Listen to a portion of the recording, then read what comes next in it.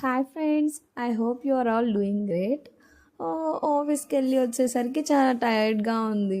డిన్నర్కి ఏం ప్రిపేర్ చేసుకోవాలని కూడా లేదు. లెట్స్ సీ, మా ఫ్రెండ్ ఏమైనా కుక్ చేసిందేమో చూద్దాం. హే దీక్షి, ఏమైనా కుక్ చేసావా? హాయ్ హరిక. చేస్తాం బెండకాయ కర్రీ. బెండకాయ నాకు ఇష్టం లేదు. తెలంగాణ స్టైల్ ట్రై చేసి చూడు, టేస్ట్ చేసి చెప్పు ఎలా ఓకే, ఉందో. కొత్త స్టైల్ అంటున్నావుగా, ఒకసారి ట్రై చేద్దాం. ఎలా కుక్ చేసావు? కుక్ చేశానా చెప్తా విను. అది తెలియాలంటే ముందు దేవరా కథ తెలియాలి. ఆగు కావ్య, తెలంగాణ స్టైల్ తెలుసుకో ముందు. Okay. Kadai in the sense బాండి, దానిలో ఆయిల్ వేసుకోవాలి. హీట్ అయిన తర్వాత నెక్స్ట్ పోపు దినుసులు వేసుకోవాలి. దెన్ ఆనియన్ అండ్ చిల్లీ, అవి బాగా ఫ్రై అయిన తర్వాత బెండకాయలు వేసుకోవాలి. ఇక్కడ మనకి అల్లం వెల్లుల్లి పేస్ట్ ఆప్షనల్.